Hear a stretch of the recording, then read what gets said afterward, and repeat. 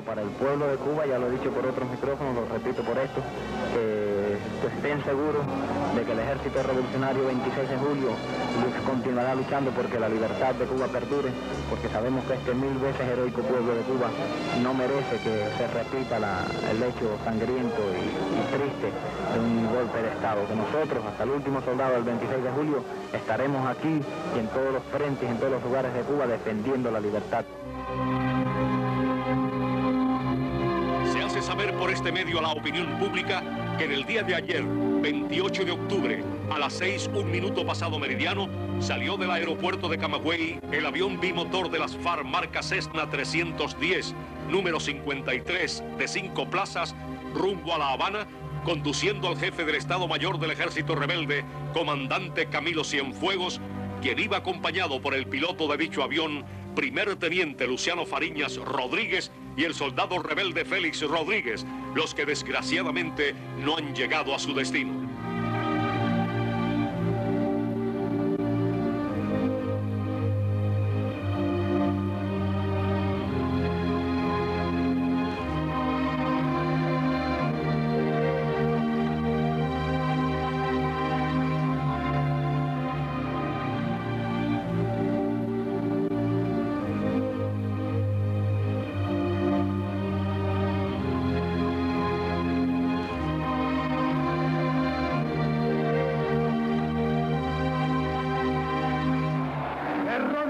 Nos pondremos una vez y una vez inclinaremos nuestras frentes para decirles, hermanos, vuestra sangre no corrió en balde.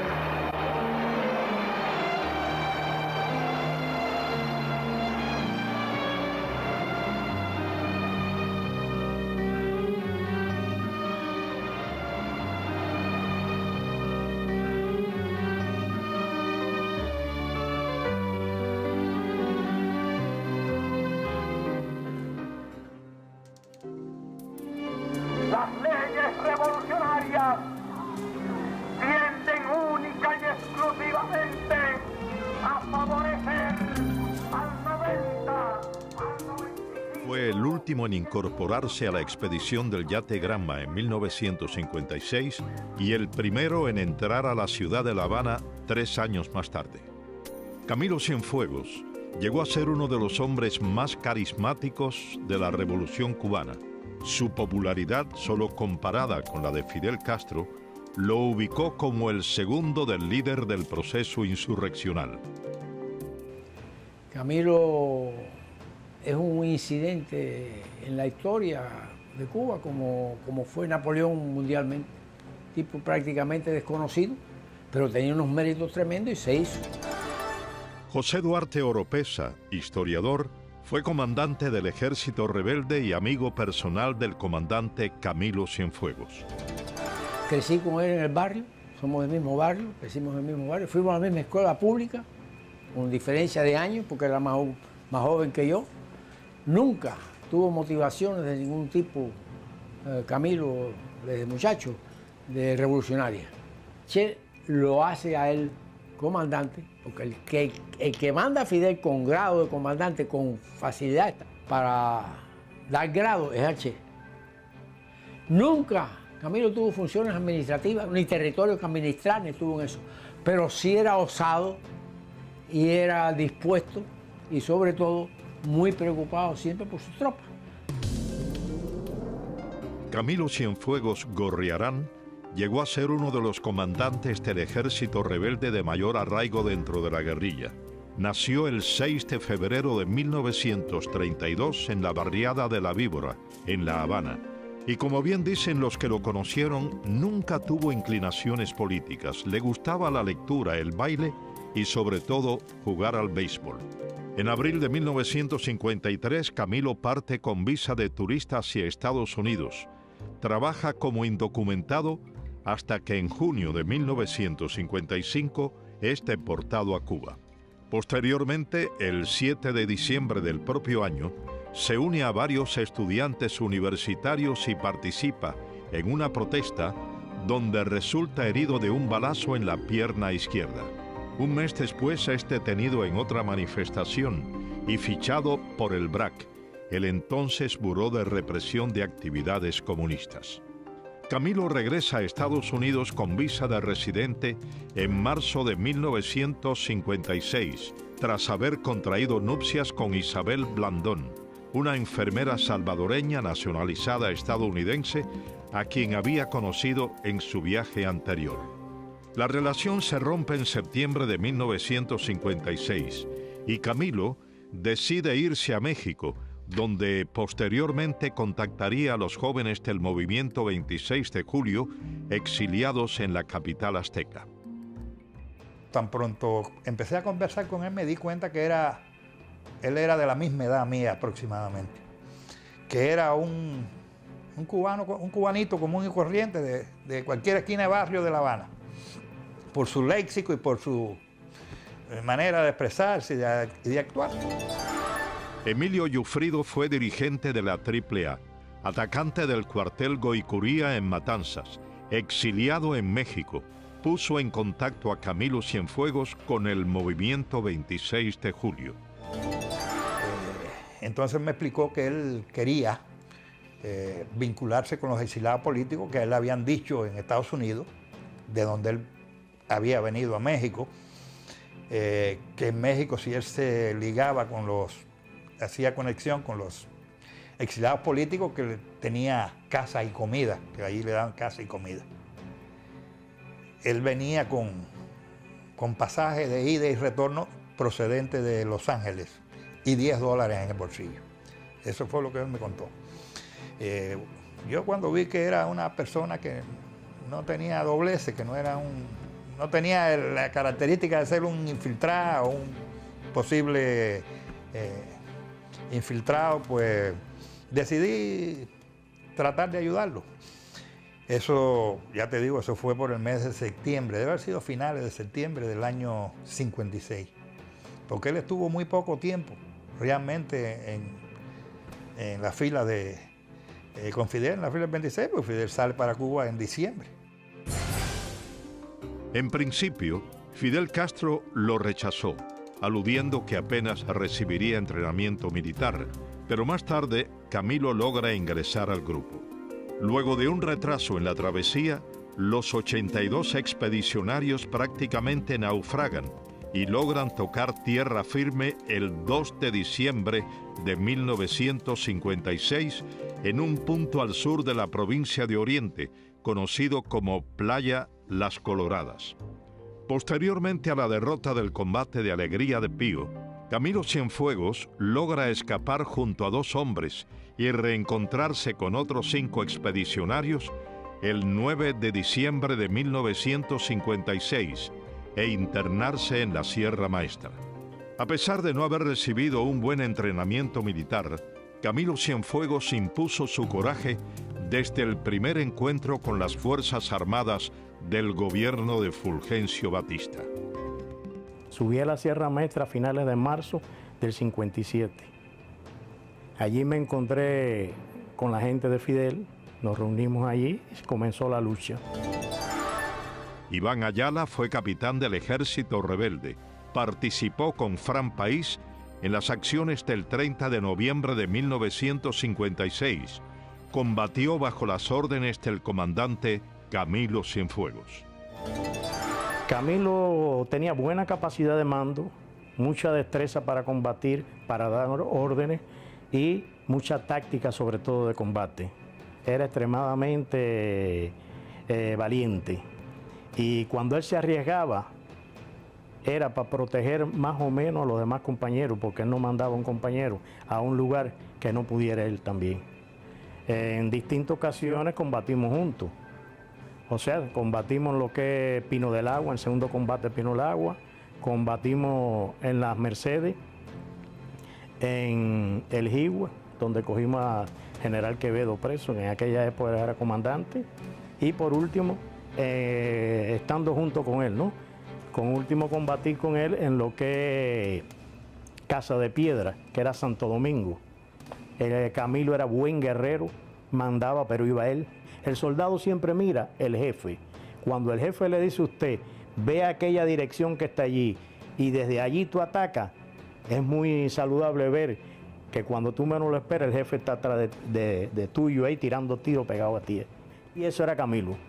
Por ejemplo, en el combate de Santo Domingo, nosotros atacamos por una parte y cuando vinimos a ver ya Camilo estaba metido por una cueva por arriba, atacando ya, metido ya él completamente adentro ahí de la cueva. O sea, que él no solamente mandaba a los soldados, él hacía el papel de soldado también cuando había que hacerlo y casi siempre peleaba de pie. Esa era otra cosa, que en la sierra Angelito Verdecia y él eran los únicos que hacían eso de los comandantes, que peleaban ahí de pie. Fueron precisamente su capacidad combativa y el respeto a sus subalternos los principales elementos que forjaron el carácter guerrillero de este hombre, al que muchos llamaron el señor de la vanguardia. Uno de los comandantes que la tropa más respetaba allí siempre era Camilo.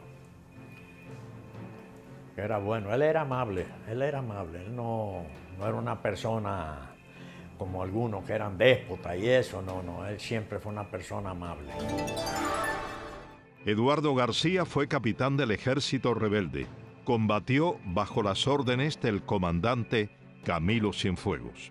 Un día íbamos pasando nosotros y él estaba acampado y él estaba peleando. Estaba junto a Oreste y a Larita. Bastante acalorado estaba y yo le pregunté que qué le pasaba. Y él me dijo que los comunistas le tenían la tropa esa revuelta. ¿Y quién? Y no, el Chino Figueredo, que lo boté de aquí por comunista.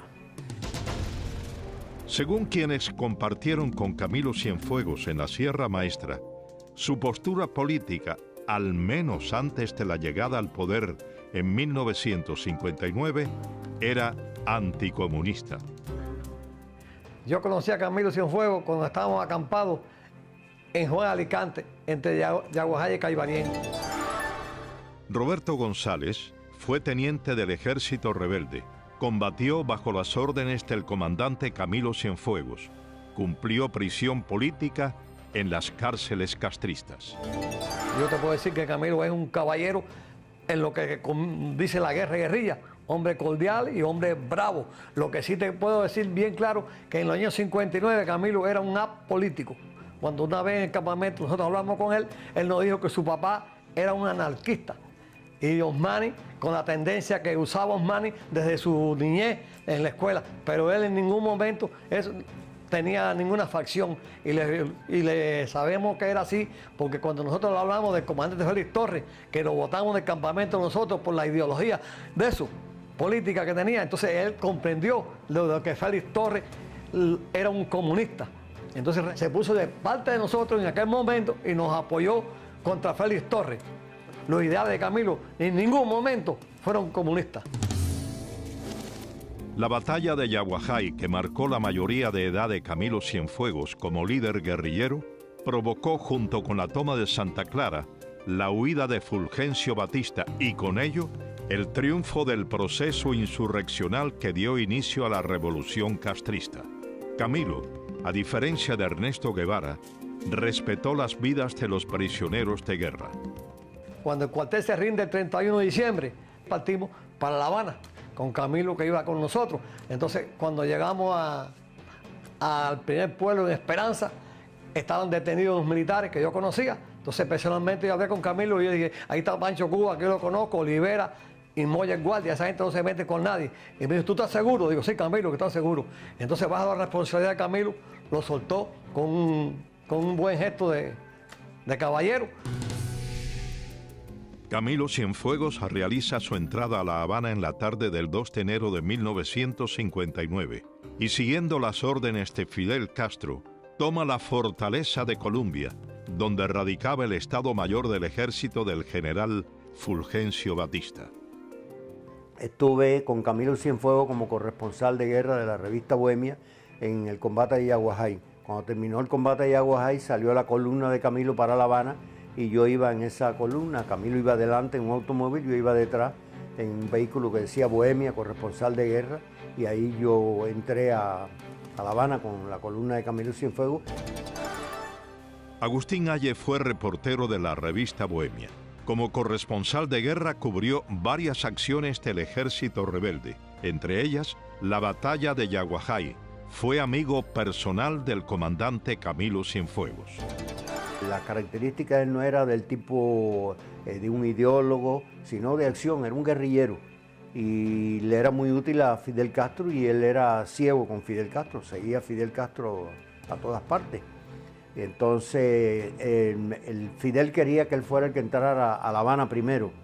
Entramos a Colombia 18 personas, el camarógrafo que yo tenía, y yo y 16 guerrilleros, Camilo y 16, y tomaron el cuartel de Colombia.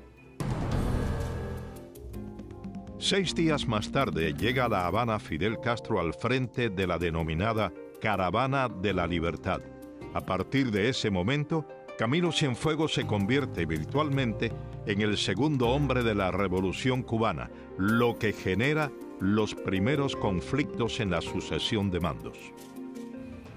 Yo conocía de vista a Camilo Cienfuegos durante las manifestaciones estudiantiles contra Batista, pero en realidad cuando intimamos fue cuando yo dirigía la Radio Rebelde en la Sierra Maestra, época en que Camilo frecuentaba, nos hablábamos muchísimo, algunas veces hacíamos transmisiones, discutíamos de historia, que fue una de sus preocupaciones de siempre.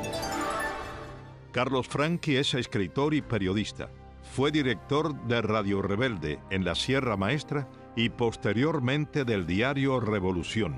Es autor del libro Camilo Cienfuegos. Es significativo por qué razón Fidel Castro escogió a Camilo Cienfuegos, que estaba en Yaguajay, 100 kilómetros detrás de Guevara, que había tomado Santa Clara para tomar Colombia. Y la razón principal fue que Fidel Castro se dio cuenta de que Camilo era un personaje muy popular, muy simpático, y tan es así que cuando llega a La Habana le hace la famosa pregunta de ¿voy bien, Camilo? Y Camilo responde ¿va bien, Fidel? Ahora, no hay que olvidarse que en esa época Fidel Castro se presenta como un demócrata, se presenta como alguien que va a restablecer la Constitución, como alguien que tiene un pensamiento marxiano y no como un marxista, porque Camilo nunca fue comunista. Y hay muchos testimonios de su pensamiento, incluido el artículo que escribió Ernesto Guevara después de la desaparición de Camilo, diciendo que no se le podía calificar de marxista. Entonces, es evidente que un hombre de la popularidad de Camilo, que era tenido en Cuba como el Cristo rumbero, el Cristo de los humildes, que tenía este pensamiento y este valor, no iba a aceptar una revolución comunista. Después de la toma de Colombia, pasan un tiempo y entonces a mí me pide el director de Bohemia que fuera a ver a Camilo para hacerle una entrevista. Yo me fui a Ciudad Libertad y entro a una oficina donde me dijeron que estaba Camilo. En esa oficina no había nadie, pero al lado había una reunión donde estaba Camilo Cienfuegos, estaba Raúl Castro y estaba Ernesto Che Guevara. Y estaban discutiendo ahí, no sabían que yo estaba afuera. Y estaban discutiendo el problema de qué iban a hacer con los soldados del Ejército Constitucional. Entonces Camilo Cienfuegos planteaba darle trabajo en obras públicas. Y entonces Raúl Castro se opuso. Y entonces Camilo le dijo, bueno, pero si no le damos trabajo van a estar en la calle conspirando. Entonces Raúl Castro dijo textualmente, eso es lo que queremos, que conspiren para fusilarlo. Y el Che Guevara contestó, de acuerdo, yo estoy de acuerdo con esto. Entonces Camilo se oponía, bueno, ¿cómo vamos a hacer eso? Son miles. Y de pronto dice Camilo, bueno, esto vamos a hablarlo con Fidel. Y entonces terminan la reunión y cuando sale Camilo, que me ve a mí, que salimos caminando, me pregunta, ¿tú oíste la discusión? Y yo le dije, no, yo no, ¿qué discusión? Yo me dice que no había oído la discusión. Entonces seguimos caminando y dice Mel, no, porque estoy teniendo problemas serios con Raúl Castro y con el Che. En esa discusión que tuvieron, ahí se veía que el Raúl y el Che no obedecían a Camilo. Camilo tenía un cargo más importante que ellos, porque Fidel nombra a Camilo jefe de las Fuerzas Armadas, mientras que Raúl Castro estaba de jefe del Ejército Rebelde en Oriente y el Che en la cabaña. Camilo estaba por encima de ellos. Si bien Camilo era un hombre muy necesario en los planes de Fidel Castro, debido a su arraigo y simpatía popular, no gozaba del respaldo de Raúl Castro y Ernesto Guevara, que no aceptaban que el joven comandante, que hacía apenas 9 meses era solo capitán, llegara a ser el segundo hombre de la gesta revolucionaria. A Camilo Cienfuegos lo conocí ya en Colombia, después del triunfo de la revolución, porque yo viajé con Fidel en la invasión hasta La Habana y ya Camilo estaba allí cuando llegamos a Ciudad Libertad. Carlos Castilla Más fue capitán del ejército rebelde. Combatió bajo las órdenes de Raúl Castro en el segundo Frente Oriental Fran País. Cumplió prisión política en las cárceles castristas. Hay una reunión grande que es de oficiales, pero además es de miembros del 26 que vienen de otras provincias, no es solo de oficiales allí. Eso estamos en el mes de febrero aproximadamente del año 59. La presidían Fidel y Camilo. Habían 4 posiciones principales. Fidel Castro, Camilo en segundo, el Che en tercer lugar y Raúl en cuarto lugar. Camilo Cienfuegos no aprobaba la conducta asumida por Ernesto Guevara al frente de la fortaleza militar de La Cabaña, ni la de Raúl Castro como jefe militar de Santiago de Cuba. Camilo estaba en contra de los fusilamientos masivos practicados por ambos. Hay una anécdota aquí interesante de lo de Camilo Cienfuegos. Él viene a Estados Unidos en el 59. Ya él había vivido aquí antes, cuando estuvo exiliado un tiempo aquí. Entonces triunfa la revolución y él viene a los Estados Unidos. Él aquí en Estados Unidos nota que hay una oposición muy grande a los fusilamientos en Estados Unidos y en otras partes del mundo, América Latina. Entonces, cuando él regresa, yo le oí decir que había que parar los fusilamientos que tenían Raúl Castro en Santiago de Cuba y el Che Guevara en la Cabaña. Y que Fidel estaba indeciso, que cuando estuvo aquí en Estados Unidos pues también sintió que había una oposición grande a los fusilamientos, pero que Raúl y el Che Guevara se oponían y querían que continuaran los fusilamientos, como así ocurrió. Las ideas políticas del comandante Camilo Cienfuegos estaban en franca contradicción con los postulados de Raúl Castro y Ernesto Guevara, seguidores de la doctrina comunista. Camilo tenía una columna que lo adoraba, que fue con la que hizo la invasión. Pero esa columna Fidel Castro la mandó a Santo Domingo, y todos allí, allá por el mes de mayo, junio del 59, ahí perecieron. Y Camilo se quedó sin columna, aunque era el jefe del ejército rebelde. Esto es un primer detalle importante que debilita la posición militar de Camilo. La segunda es que Fidel Castro disuelve el Ministerio de Defensa, en el cual habían 3 cuerpos, el ejército que estaba mandado por Camilo, la aviación y la marina, y nombra a Raúl Castro jefe de las Fuerzas Armadas. El primer acto de Raúl Castro como jefe de las Fuerzas Armadas, con su concepción militarista, fue mandar a pelar a todos los barbudos y peludos que tenían desde la sierra, llevaban sus barbas, entre ellas la escolta completa de Camilo Cienfuegos, a los cuales licenció y mandó para su lugar de origen. Relatan sus biógrafos que el comandante Cienfuegos consideraba que el caudillismo y el militarismo habían sido tanto en la guerra como en la paz 2 de los males más perjudiciales en la historia cubana. Camilo esperaba una reacción de Fidel Castro contra el rumbo que estaba tomando la naciente revolución. Camilo me decía, yo soy fidelista, yo estoy en contra del rejuego con los comunistas, pero yo soy fidelista. Uber Matos fue comandante del ejército rebelde, jefe militar de la provincia de Camagüey. Cumplió 20 años de presidio político en las cárceles castristas y fue amigo personal del comandante Camilo Cienfuegos. cuestionaba el problema de la inclinación comunista que veíamos en la cúpula revolucionaria. Y él estaba muy preocupado por eso. Y en repetidas oportunidades me habló para que viéramos a Fidel y conversamos. Nosotros conversamos en varias oportunidades.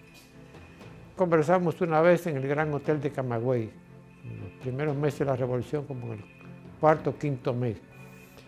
Y en otras oportunidades hablábamos en el Estado Mayor. Y en otra oportunidad pasó por mi casa en Camagüey y también me volvió a decir, oye, tenemos que movernos porque los comunistas se están adueñando del proceso y Fidel no acaba de decidirse. Yo en más de una oportunidad le contesté, bueno, como tú quieras, hablamos con Fidel. Y en otra oportunidad volvió y me dice, oye, esto hay que hacer algo, hay que hacer algo. Vamos, ¿por qué no hablamos con Fidel? Digo, sí, vamos a hablar. Dice, no, pero hablas tú, yo te acompaño. Pero hablas tú, porque Fidel, tú sabes que a mí en público me elogia y en privado me tira mierda. Camilo Cienfuegos, apuntan quienes le conocieron, que si bien en un principio era un ferviente seguidor de las ideas de Fidel Castro, poco después comenzó a discrepar con los métodos de gobierno que conducían a la dictadura. Sin embargo, el hombre sencillo y humilde cambió un tanto su carácter. Según relatara en su libro Cuba 1959, La Galera de la Muerte, el sacerdote Javier Arzuaga, quien fuera párroco de la iglesia de Casablanca en La Habana y capellán de los fusilados en la fortaleza de La Cabaña, el propio Camilo Cienfuegos presidió en el campamento de Columbia un juicio contra Pedro Morejón, quien fue sentenciado a muerte en un proceso cuyas deliberaciones duraron apenas 10 minutos. Según sus propios compañeros de armas, este cambio de carácter llegó a reflejarse además en sus relaciones personales. Camilo cambió cuando le hicieron jefe del ejército y ya no era el Camilo aquel en que venía a conversar con nosotros. Ya era difícil conversar con él porque él ya tenía una jerarquía dentro del proceso de la guerra que él creía que era superior a la nuestra. Lázaro Asensio fue comandante de la Revolución, fue fundador del Segundo Frente Nacional del Escambray y dirigente nacional del Partido Ortodoxo. Camilo tenía diferencias con Che Guevara y eso pues se pudo comprobar en varias ocasiones. También él con Raúl Castro tuvo sus problemas y sus discusiones. Y cuando Fidel no estaba, él se mostraba crítico de Fidel Castro. Por su carácter y sus características, era un obstáculo o podía representar un obstáculo para los planes de los hermanos Castro. Porque Camilo tenía nombre, tenía fama, tenía respaldo de pueblo. Pues, toda esa serie de cosas no la tenían los hermanos Castro y eso iba en contra de ellos. Si bien las diferencias con los hermanos Castro cobraban fuerza cada día, también cada día se acentuaba su respaldo entre la población cubana. Camilo llegó a ser considerado el líder guerrillero que mayor respaldo tenía en el pueblo. Muchos recuerdan aquella histórica aparición de Camilo Cienfuegos ante decenas de miles de capitalinos frente al antiguo Palacio Presidencial. Para decirle, hermanos, la revolución está hecha, vuestra sangre no corrió en balde. Después de ese mitin de Palacio Presidencial en el 59, que Camilo y yo salimos juntos, entonces yo le comenté, porque lo aplaudía mucho y la popularidad de él, y entonces yo le dije, Camilo, tú eres tan popular como Fidel. Entonces él hizo así, se paró, se detuvo y vamos caminando y dice, ni juegues con eso. Ese es un problema grande que yo tengo. Camilo era una sombra para Fidel.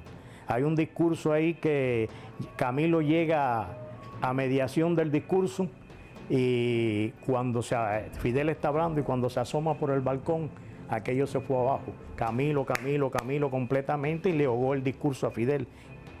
Fidel tuvo que virarse y decir aquellas palabras que decía, voy bien, Camilo. varios oficiales del ejército rebelde comenzaron a distanciarse del gobierno. Ya se divisaba, pasados los primeros meses, el rumbo socialista de la llamada revolución. Muchos empezaron a disentir. Unos días antes de darse el caso de allá de Camagüey con Huber tuvo allá en Colombia, y fuimos a almorzar Camilo Cienfuegos, Belarmino Castilla, Aníbal, Antonio Enrique Luzón y yo. Huber leyó la carta, él hizo comentarios sobre todo el problema. Después de leer la carta se hicieron los comentarios. La lectura de la carta es para demostrar que la penetración comunista se estaba realizando en Cuba a todos los niveles. Como nosotros ninguno habíamos luchado por esa causa, ninguno de los que estábamos allí, yo estoy seguro que eso, incluyendo a Camilo. Y no hubo una expresión de disgusto de ninguna de las partes. Todo se tomó como una cosa rutinaria que ocurre en los problemas revolucionarios. Se produce uno de los sucesos de mayor importancia en el primer año de vida de la Revolución cubana. El comandante Huber Matos, jefe militar de la provincia de Camagüey, le envía una carta de renuncia a Fidel Castro, en la cual denuncia la influencia comunista en el gobierno. Castro de inmediato monta una campaña difamatoria contra Matos. Alude a una supuesta sublevación militar y el 21 de octubre de 1959 envía a Camilo Cienfuegos con un puñado de hombres a arrestarlo y tomar el regimiento militar de Camagüey. Camilo fue como con 20 hombres, armados con fusiles automáticos, bazooka y todo un despliegue. Cuando él llegó al aeropuerto se encontró allí con el jefe de mi escolta, el teniente José Martí Ballester. Él le dice, bueno, Huber me mandó a ponerme las órdenes suyas, así que si usted va a entrar al regimiento yo tengo que ir adelante, porque por cuestión de seguridad. Fue él solo caminando hasta la puerta de mi casa donde yo estaba, y a la gente de él la retiró, la dejó fuera. Entró y me dice, bueno, vengo como abochornado porque yo nunca hubiera querido cumplir una misión de esta naturaleza, etcétera, etcétera. Abochornado propiamente, ¿no? Con la cara osca y diciendo, estoy en una misión que nunca hubiera querido cumplir. Tú sabes que nosotros nos respetamos, nos estimamos, nos queremos, y yo sé quién eres tú y esto, y ahora me mandaron aquí a que te arreste, a que me entregues el mando. No sé, no entiendo esto, pero por encima de todo vengo como asqueado, ¿no? En la misión, pero tengo que cumplirla. Y entonces yo le dije, ¿sabes que te mandaron aquí para que mi gente te matara? Me mandaron a arrestarme para que mi gente te matara. Porque si yo no tomo las precauciones, cuando tú entres aquí te balean, a ti o al que hubiera entrado aquí a arrestarme. La tropa está insultada porque se han pasado como 3 horas diciéndole hijo de perra, traidores, canallas, bribones. No tengo la menor duda de que ellos estaban, primero, sabían que yo iba a renunciar. Sabían que yo iba a renunciar. Y estaban preparando el escenario para cuando yo renunciara, arrancarme la cabeza a mí y de paso, pues, matar a Camilo y echarme a mí la culpa. No existía tal sublevación.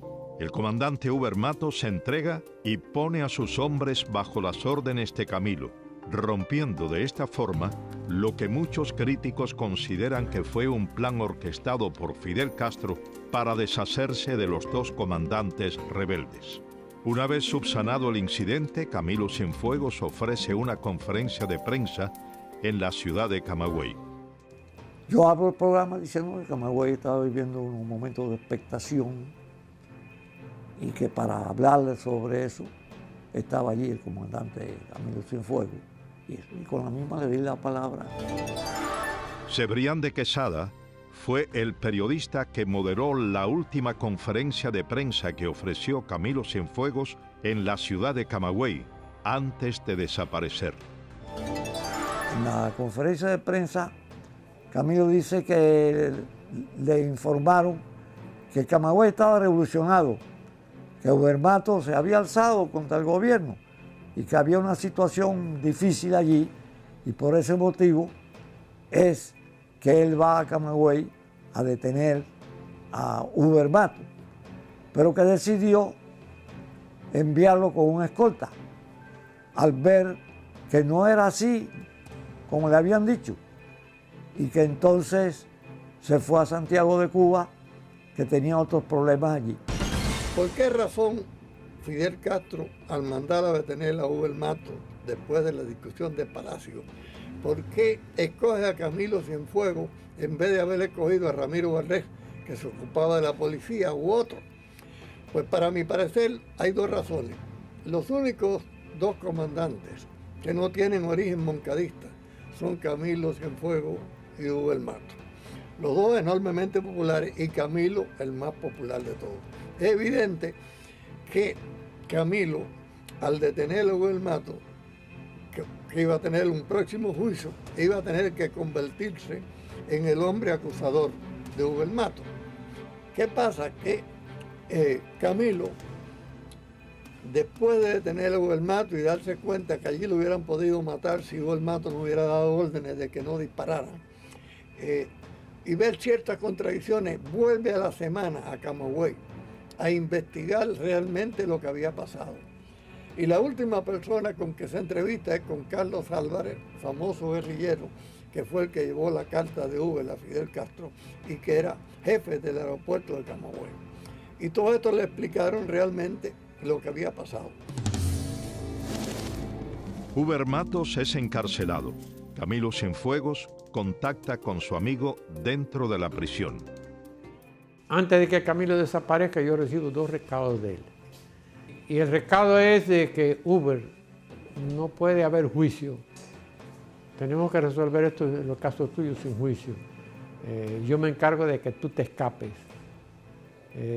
Pero culpándome a mí de estar en un atolladero, en un problema muy serio, ¿no? Y el atolladero se lo había buscado Camilo el mismo día de mi arresto porque discutió con Fidel Castro por teléfono en presencia mía. Y el 27 por la mañana todavía yo recibo un segundo recado de Camilo, desesperado, diciendo, no puede haber juicio, yo me encargo de que tú te escapes, pero no puede haber juicio. Calculo que los dos Castros estaban diciendo, tú tienes que acusar a Uber.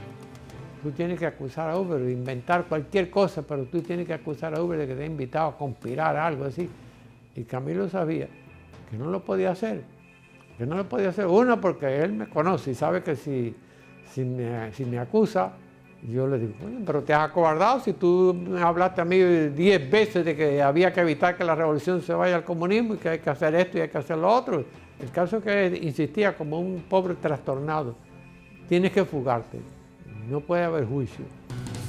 Cuando se da la noticia de Uber Matos, yo estaba por la zona del Escambray y iba a ir para La Habana. Y al llegar a Santa Clara, me dicen que Camilo Cienfuegos estaba en el Hotel Modelo en Santa Clara, en la calle Maceo. Y allí entonces yo le preguntaba por lo de Uber Matos. Y entonces me dijo, esto es casi textual, en la forma que me contestó. Me dijo, bueno, el problema de Uber Matos es que Raúl Castro dice que hay que fusilarlo. Porque Uber Matos ha planteado el problema anticomunista y en el ejército. Y aquí el que es anticomunista es contrarrevolucionario. Y el que es contrarrevolucionario, paredón. Era la misma tesis que estaban planteando en el periódico Revolución. El 28 de octubre, el comandante Camilo Cienfuegos realiza una escala aérea en la ciudad de Camagüey y posteriormente comienza la gran incógnita. ¿Qué pasó con el carismático guerrillero? Las 48 horas finales de la vida de Camilo son cruciales en la historia de la Revolución Cubana. Primero, porque ha tenido el problema personal con Raúl Castro acerca de los mandos. Fidel ha puesto a Raúl en el puesto de tabernilla de jefe del Estado Mayor Conjunto. Y entonces ha eliminado del grupo que se titulaba caminista a los principales mandos. ¿Qué hace entonces Camilo? Trata de venir para La Habana para aclarar su posición. ¿Por qué le han hecho eso? Entonces queda la duda. Si es que Raúl lo ha matado, si Fidel tiene el pensamiento que Raúl lo haya hecho, o que Camilo haya desertado. Varios estudios apuntan que las coincidencias de los hechos ocurridos en los minutos posteriores al despegue del Cessna 310 del aeropuerto agramontino hacen posible presumir la existencia de un complot para aniquilar al señor de la vanguardia. El piloto de la aeronave, Luciano Fariñas Rodríguez, tenía más de 2.000 horas de vuelo y vasta experiencia tripulando el modelo de avión que lo transportaba, razón por la cual la hipótesis de un posible error humano es muy frágil. Según el Archivo Meteorológico Nacional, durante las horas en que supuestamente ocurrió la tragedia, el estado del tiempo era bueno, o sea, la probabilidad de una turbulencia aérea era mínima. Según el reporte de vuelo del aeropuerto de Camagüey, a 4 minutos de haber partido el Cessna 310, despegó un caza británico tipo Sea Fury con su cañón de 20 milímetros desenfundado. Testigos presenciales corroboran la posibilidad del citado plan. Jorge Enrique Mendoza Reboredo va al aeropuerto cuando regresa Camilo, que hacen una parada técnica en el aeropuerto de Camagüey, y le dice desde lejos: hay un telegrama que dice el comandante Fidel que no vaya para La Habana, que vaya para las villas, que Félix Torres tiene problemas en las villas.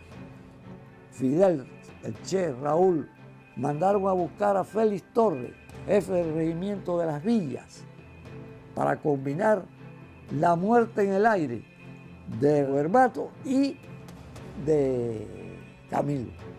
Pero le falla el caso cuando Camilo, en vez de llevarlo preso, se va a Oriente, con el pretexto de que tiene que resolver problemas del ejército, porque era jefe del ejército Camilo en Oriente. Otros reportes apuntan a una serie de fallecimientos que, sin lugar a dudas, están enormemente relacionados con la supuesta desaparición. El piloto del Sea Fury, que despegó poco después que lo hiciera la avioneta de Cienfuegos, desapareció. El mecánico de aviación, que reportó que el caza de fabricación británica traía a su regreso la ametralladora completamente descargada, murió ese mismo día cuando un automóvil lo atropelló. Un pescador que declaró que había visto que un avión caza atacaba una avioneta fue conducido a La Habana con el pretexto de ampliar las investigaciones, y nunca más se supo de él.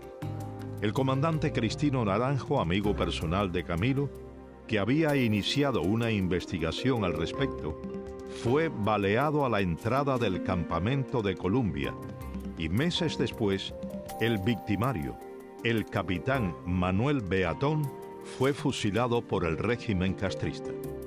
Para comenzar, Fidel Castro dice que él se enteró 24 horas después. Eso es algo que nadie se puede creer. Además, que esa búsqueda que duró muchos días, Revolución tenía 2 reporteros allí, el escritor Guillermo Cabrera Infante y el fotógrafo Jesse Fernández, los cuales me contaban sorprendidos que después de la búsqueda de cada día, Fidel Castro se iba a la isla de Torihuanó o a otro sitio y le tiraba tiros a las vacas, enlazaban, hacía una especie de comelate como una fiesta.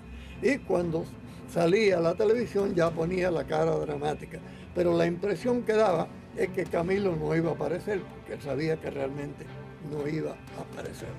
Y es evidente que, como demostraron a los acontecimientos posteriores, Fidel Castro ha eliminado a cualquier figura que pudiese tener la posibilidad de discutirle el poder.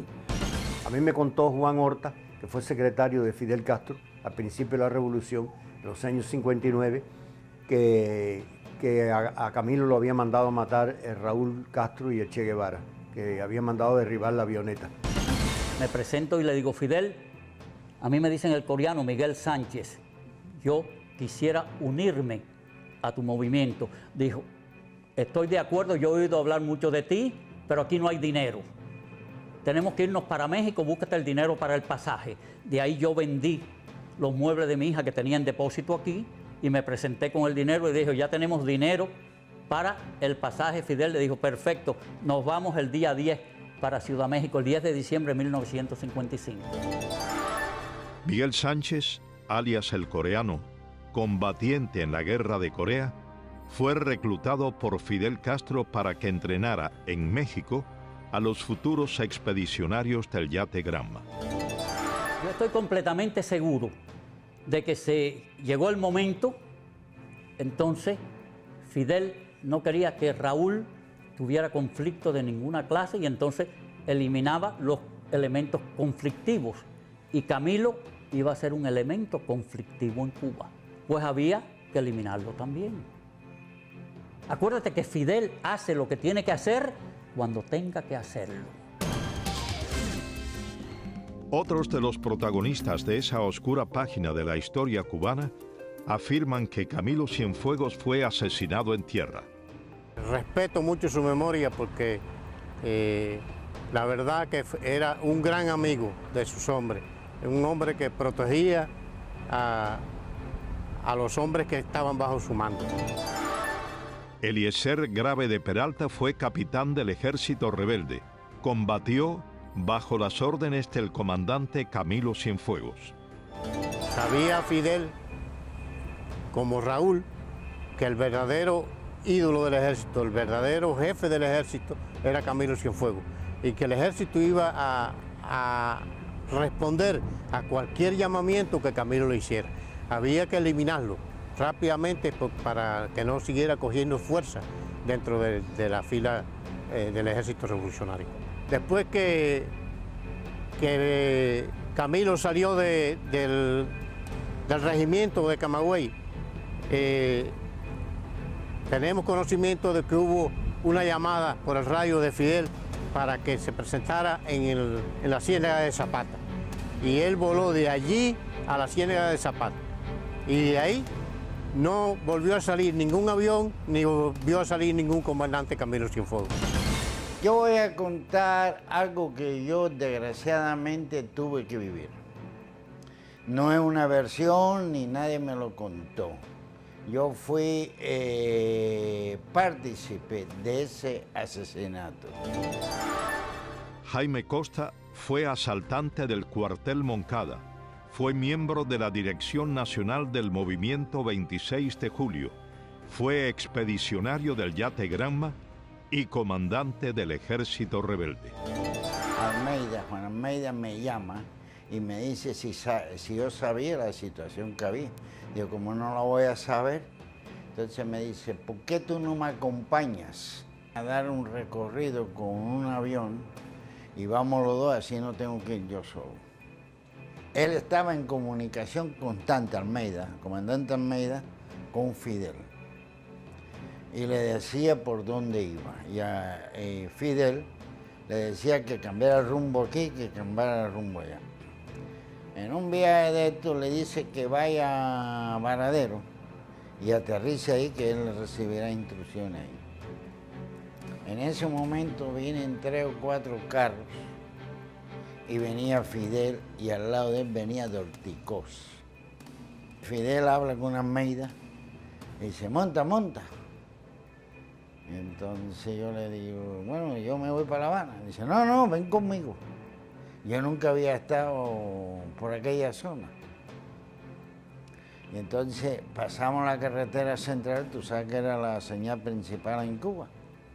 Y como a la 1:30 llegamos a un campo de aviación de esos que se usaban en Cuba para fumigar. Cuando hago así que miro para el campo, veo la avioneta de Camilo parqueada ahí en una esquina. Yo le digo a Almeida, ¿qué es lo que está pasando? Almeida me dice, bueno, yo no sé, pero es que se ha descubierto una conspiración. Y entonces ahí empieza una discusión en gran escala, en la Casa Grande. Pero era tanto que nosotros lo oíamos perfecto. Camilo le decía, coño, porque esto no puede ser, Fidel, tú estás loco. Yo lo único que haría nunca es conspirar contra ti. Entonces Fidel decía, es que las pruebas no... Hay mucha gente que te delatan. Y le dice, pues dime nombres. En eso sale Fidel para afuera. Y entonces sale como se llama, Aragonés, y sale Raúl.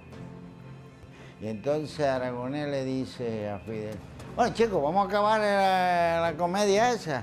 Llevamos 3 días discutiendo qué hacemos. Y en eso él se va y entra. Y entonces hay una discusión grande, pero bien grande, donde Camilo le dice, Pancho, tírame a los testículos, con las palabras que usamos nosotros los cubanos, ¿no? Y en eso suena una ametralladora, una ráfaga, y entonces una pistola, pam, pam, 4 o 5 tiros. Fidel en voz alta, para que todos lo vieran, el pueblo lo condenó. Entonces en mí quedó que yo era tan asesino con ellos, porque yo tenía una 45 arriba.